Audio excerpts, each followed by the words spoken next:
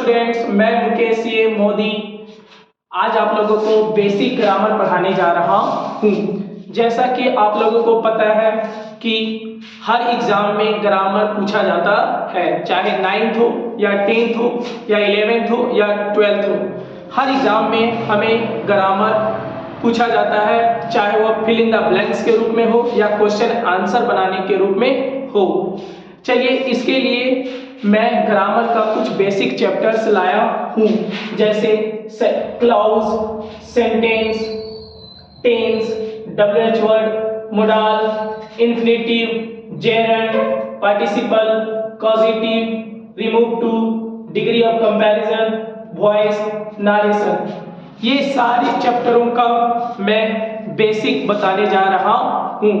Grammar, जैसा कि आप लोगों को पता है, बहुत ही बड़ा सिलेबस होता है, जिस चीज को सभी का कवर कर पाना बहुत मुश्किल है।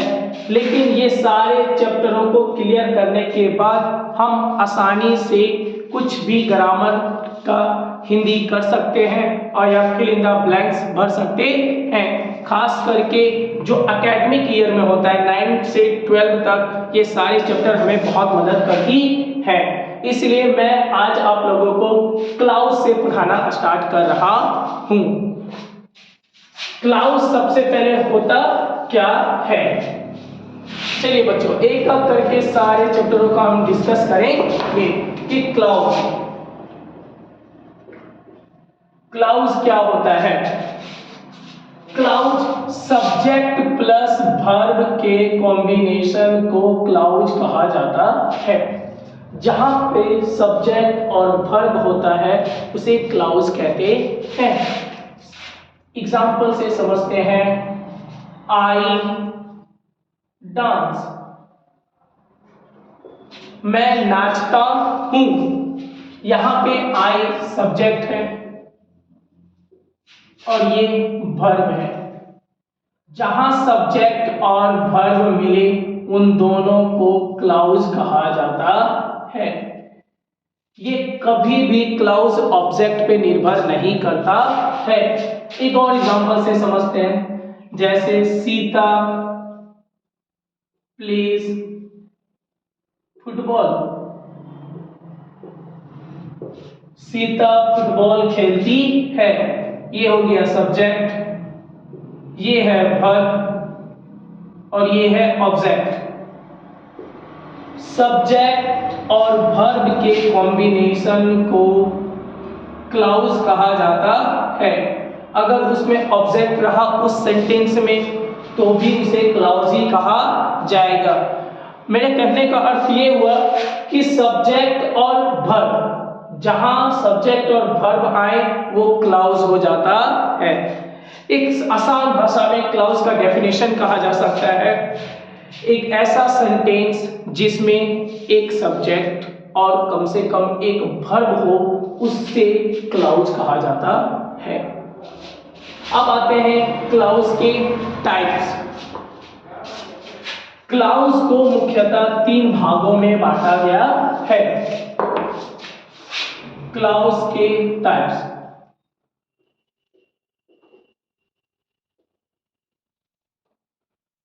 पहला है मेन क्लाउज,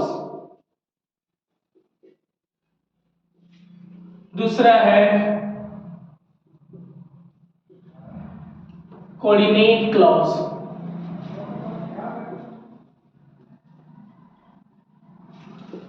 और तीसरा है सबऑर्डिनेट क्लाउज।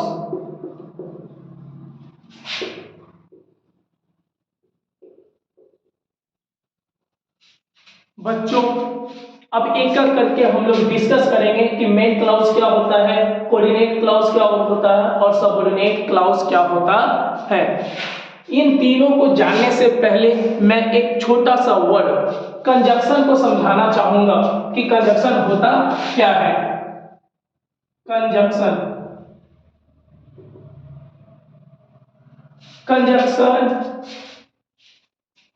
एक ऐसा शब्द है जो 2 या 2 से अधिक वाक्यों को आपस में जोड़ता है।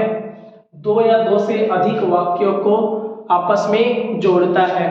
बच्चों जो चीज मैं नहीं लिख रहा हूं वो चीज अगर मैं बोल के सब सिखा रहा हूं तो आप उसे लिख लें। कंजक्शन दो या दो से अधिक वाक्यों को जोड़ता है।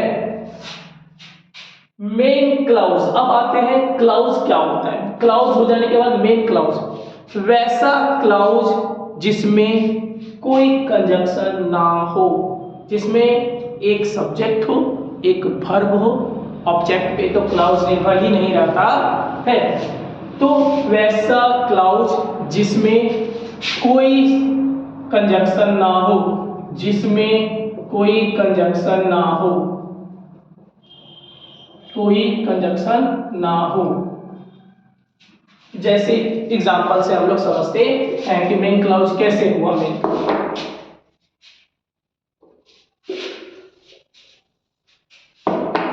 एग्जांपल, आई प्ले क्रिकेट, मैं क्रिकेट खेलता हूं। इसमें कहीं से भी कोई सेंटेंस जुड़ा हुआ नहीं है, एक ही सेंटेंस है, एक वर्ब है और एक सब्जेक्ट है और एक वर्ब है।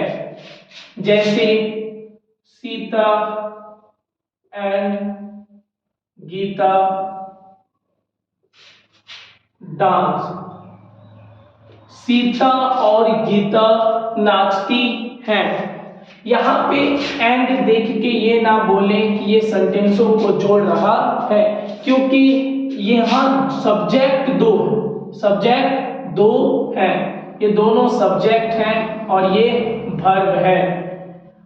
मैंने क्या बोला, वैसा क्लाउज जिसमें कोई कंजक्शन ना हो, अर्थात जिसमें दो सेंटेंसों को जोड़ते समय कोई कंजक्शन ना हो, ये एक ही सेंटेंस है। आशा करता हूं बच्चे कि मेन क्लाउज आप समझ गए होंगे। मेन क्लाउज का कुछ एग्जांपल से और समझ सकते हैं, जैसे मोहन इज कॉलिंग सोहन, मोहन सोहन को बुला रहा है। यहां पे देखते हैं सिर्फ एक ही सेंटेंस है, एक सब्जेक्ट है एक वर्ब है एक ऑब्जेक्ट है, ये मेन क्लाउज आता है क्योंकि इसमें कोई कंजक्शन है ही नहीं जो जोड़ने का काम करता हो, जिसमें सब्जेक्ट और वर्ब आपस में जुड़ रहे हों। मेन क्लाउज आप समझ गए होंगे, तो चलते हैं आगे कोऑर्डिनेट क्लाउज की ओर।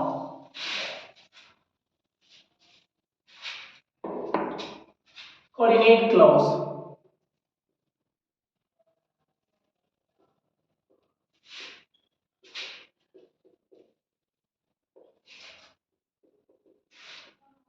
वैसा क्लाउज जो कोऑर्डिनेट कंजक्शन से जुड़ा हो, जो कोऑर्डिनेट कंजक्शन से जुड़ा हो,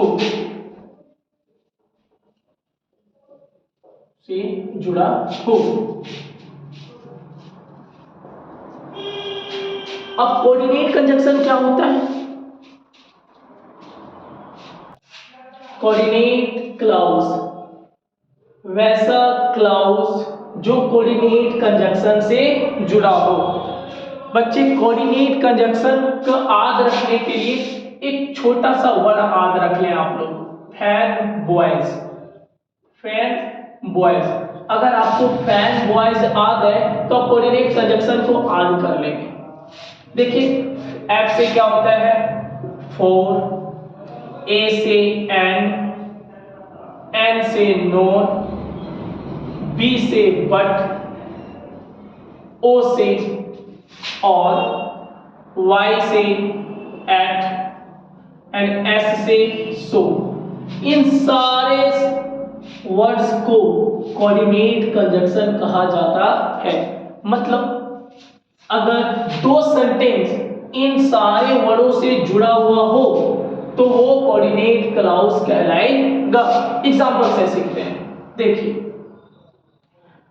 आई invited Shyam but he did not come.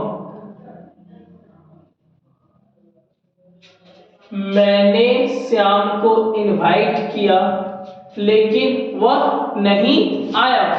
यहां पे देखते हैं ये कोऑर्डिनेट कंजंक्शन है, कोऑर्डिनेट कंजंक्शन है। हम बता चुके हैं पहले, जो सेंटेंस कोऑर्डिनेट कंजंक्शन से जुड़ा हो उस पूरे सेंटेंस को कोऑर्डिनेट क्लॉज कहा जाता है। जैसे कोऑर्डिनेट कंजंक्शन से इसमें कौन जुड़ा हुआ है? He did not come, but के बाद आने वाला, बट के बाद, बट एक कैसा कंजंक्शन है? Coordinate conjunction. Coordinate conjunction, coordinate conjunction से जुड़ा हुआ सेंटेंस कोऑर्डिनेट क्लॉज कहलाता है, कोऑर्डिनेट क्लॉज कहलाता है। सर तो ये कैसा सेंटेंस हुआ? आई इनवाइटेड श्याम, तो इसमें कोई कंजंक्शन नहीं आया है, कोई कंजंक्शन नहीं आया है इस सेंटेंस में, इसलिए ये मेन क्लॉज कहलाएगा। एक और थोड़ा सा एग्जांपल से समझते हैं हम लोग। He was playing and Ram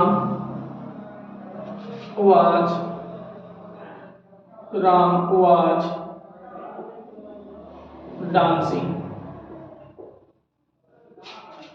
वह खेल रहा था और राम नाच रहा था। इसमें दो सेंटेंस है, एक इधर पूरा सेंटेंस है, एक इधर सेंटेंस है। सेंटेंस या क्लॉज, ये इधर एक क्लॉज है, एक क्लॉज इधर है। जो कंजंक्शन से जुड़ा हो, कौन सा conjunction? Coordinate conjunction, coordinate conjunction. जो कोऑर्डिनेट कंजंक्शन से जुड़ा हो उसे कोऑर्डिनेट क्लॉज कहते हैं, कोऑर्डिनेट क्लॉज कहते हैं। आशा करता हूं आपको कोऑर्डिनेट क्लॉज समझ में आ गया होगा। कोऑर्डिनेट क्लॉज समझने के बाद हम लोग अब आगे चलते हैं सबऑर्डिनेट क्लॉज की ओर, कि सबऑर्डिनेट क्लॉज क्या होता है। सबऑर्डिनेट क्लॉज जो सबऑर्डिनेट कंजंक्शन से जुड़ा हो उसे सबऑर्डिनेट क्लॉज कहते हैं। सबऑर्डिनेट क्लॉज वैसा क्लॉज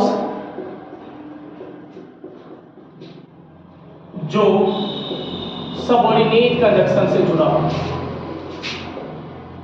सबऑर्डिनेट कंजंक्शन से जुड़ा हो, से जुड़ा हो।